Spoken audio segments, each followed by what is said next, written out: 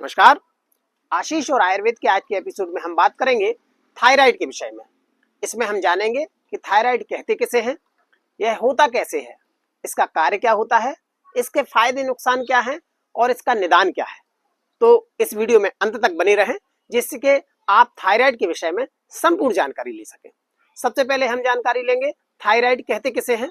Thyroid वस्तुतः हमारे गले में एक तितली के शेप की, बटरफ्लाई के शेप की एक ग्रंथि होती है जिसका मुख्य कार्य होता है T3 और T4 हार्मोन का स्त्रावण करना।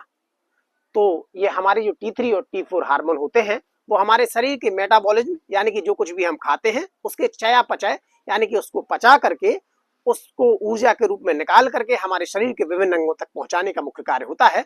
तो यह एक बहुत ही अत्यावश्यक हार्मोन होता है जिसके डिसबैलेंस के कारण में हमारे शरीर में विभिन्न प्रकार की बीमारियां जन्म लेती हैं और मल्टीपल ऑर्गन फेलियर से लेकर के कैंसर तक के लिए उत्तरदायी होता है। यह वस्तुतः हमारी पिट्यूटरी ग्रंथि से गवर्न होता है जो TSH का निर्माण करती है, थायराइड स्टिमुलेशन हार्मोन का। तो इसका सही डायग्नोज केवल TSH के डायग्नोसिस के द्वारा ही पता लगाया जा सकता है। यह दो तरीके से होता है, एक क्लिनिकल, नॉन क्लिनिकल। क्लिनिकल यानी सिम्टोमेटिक, जिसके सिम्टम्स आने पर जैसे अधिक मोटापा होने, अधिक दुबलाहट होने, ज्यादा ठंड लगने, ज्यादा गर्मी लगने, बाल झड़ने, मसल्स पेन होने, थकावट होने जैसे सिम्टम्स आते हैं तो आपको पता लग जाता है कि आपको थायराइड है।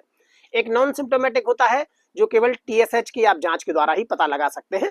तो साल में 1 या 2 बार इसकी जांच कराएं जिससे आपको पता लग सके कि आप थायराइड से ग्रसित हैं कि थायराइड से ग्रसित नहीं है। अब थायराइड क्यों होता है, इसके 5 मुख्य कारण कहे गए हैं। पहला, आपकी अनियमित दिनचर्या, किसी भी समय जागना, किसी भी समय सोना, कभी खाना कभी ना खाना, इस तरीके का व्यवहार, आपकी असंयमित जो दिनचर्या होती है वो थायराइड के डिसबैलेंस के लिए प्रमुख उत्तरदायी होता है। दूसरा जो कारण होता है वह कारण होता है कि उचित जो हमारे शरीर को आवश्यक खनिज, लवण इत्यादि चाहिए वह हमें नहीं मिलते हैं। प्रॉपर मैग्नीशियम, D4 इत्यादि हमारे शरीर को नहीं मिलते हैं जिसके कारण में हमारा हार्मोनल डिसबैलेंस होता है और थायराइड में हमें ग्रसित होते हैं। तीसरा कारण होता है कि हम आज के समय में जो कुछ भी खा रहे हैं या तो उसमें पेस्टिसाइड मिला हुआ है या वह कार्बोनेट से बना हुआ है, माने उससे पकाया गया है। तो धीरे धीरे हमारे शरीर में इस तरीके के हानिकारक तत्व जन्म लेते हैं, जमते हैं, जिसके कारण में कालांतर में हमें थायराइड जैसी बीमारियों से ग्रसित होना पड़ता है। चौथा प्रमुख कारण, अधिक स्ट्रेस लेने, चाहे वह आपका वर्क का स्ट्रेस हो, चाहे वह आपका इमोशनल स्ट्रेस हो, उसके कारण में थायराइड होता है। और पांचवा आनुवांशिक होता है जो बहुत कम लोगों में होता है। अब थायराइड दो तरीके का होता है, एक हाइपोथायराइड, एक हाइपरथायराइड, यानी कि जिसमें आपका T3 T4 कम बनता है उसे आप हाइपोथायराइड कहते हैं। जिसके प्रमुख लक्षण होते हैं आप में मोटापे की वृद्धि, आपका जो गाल है या आपका जो मुंह है वो सूजा सूजा सा लगना, आपके बाल झड़ना, आपको ठंड अधिक लगना।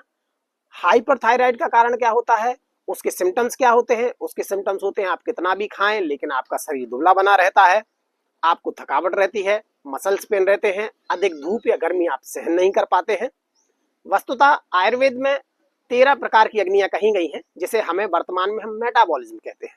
13 प्रकार की अग्नियों में एक जठराग्नि, पंच भूतादिक अग्नि और सप्त धातु तत्व अग्नि, ऐसी 13 अग्नि है।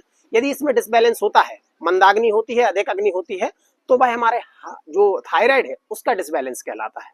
तो जिस तरीके का हमें सिम्टम्स है, जिस तरीके का हमें थायराइड है, उस तरीके का उपचार आवश्यक है। यदि आपको हाइपोथायराइड है तो आपको इस तरीके का व्यवहार करना है जिससे आपकी जठराग्नि में उस तरीके के तत्व जाएं जो सरलता से सुपाच्य हों। दूसरे प्रकार का थायराइड जो हाइपरथायराइड है उसमें आप इस तरीके के खाद्य पदार्थ खाएं जो थोड़े से गरिष्ठ हों। अब हम बात करेंगे कि आयुर्वेद में इसका क्या उपचार दिया गया है। तो पहले हम बात करें प्राणायाम के विषय में, तो उज्जाई प्राणायाम इसमें बहुत ही लाभप्रद होता है। आसन के विषय में बात करें तो हलासन, सर्वांगासन और शीर्षासन इसमें बहुत ही लाभदायी होते हैं। साथ ही गले से संबंधित आपकी एक्सरसाइज जिसमें गले का मूवमेंट, साथ ही ये दिन में 2 से 3 बार 10-10 राउंड ऐसे करेंगे तो आपको थायराइड में लाभ मिलता है। एक्यूप्रेशर में आपकी यह जो पॉइंट होता है यह थायराइड का पॉइंट है, इसके स्टिमुलेशन से, इसको दबाने से आपके थायराइड में आपको लाभ मिलता है। साथ ही जिनको हाइपोथायराइड है उनको चना या जौ को जो पाउडर है उसका जो उसको हल्दी पाउडर में मिला करके उसका उपटन लगाने से, और जिनको हाइपरथायराइड है उनको तिल के तेल की मालिश करने से इसमें लाभ मिलता है। साथ ही धनिये का पानी, अगर आपका धनिये की पत्ती वाला धनिया उपलब्ध है तो उसकी लुगदी बना करके उसका पानी लेकर के एक तरीके का जूस बना करके उसका सेवन करने से, और जिस समय पे पत्ती वाला नहीं है उस समय पे दाने वाला जो धनिया है उसका यह उपाय करने से बहुत ही ज्यादा लाभ मिलता है। और इसका प्रमुख जो होता है वह आपकी दिनचर्या है। अगर आप दिनचर्या संयमित रखेंगे, अच्छे खाद्य पदार्थ खाएंगे, यह एक लाइफस्टाइल डिसीज है, यह काफी आसानी से क्योर हो सकती है।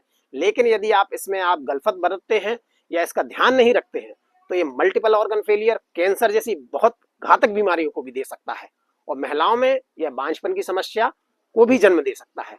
तो इसके प्रति सजग रहें, सावधान रहें। छोटी बीमारी है, इसको छोटे रूप में निपटा दें। आयुर्वेद से जुड़ें और लाभ प्राप्त करें। जय श्री राम।